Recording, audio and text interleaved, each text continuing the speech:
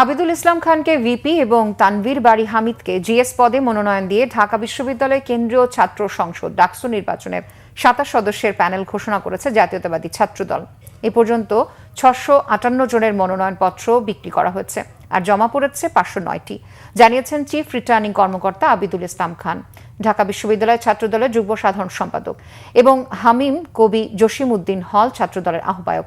এছাড়া এজিএস পদে মনোনীত হয়েছেন বিজয় ৭১ হল ছাত্রদলের আহ্বায়ক তানভীর আল হাদি মায়েদ।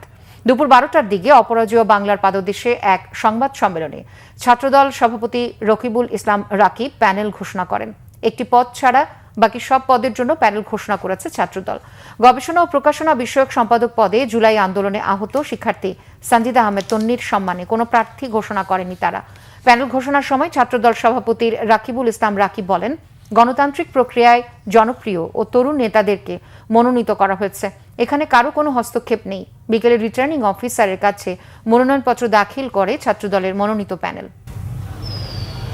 আমাদের জীবন থেকে জীবনের সামাজিক, রাজনৈতিক, অর্থনৈতিক, সাংস্কৃতিক, পারিবারিক সকল জীবনকে আমাদের থেকে কেড়ে নেওয়া হয়েছিল, কিন্তু আপোষ করিনি।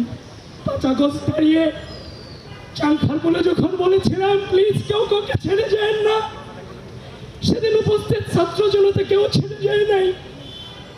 বাচ্চা বাচ্চা ছেলেরা রক্ত দিয়ে এই অঙ্গীকার ধরে রেখেছিল।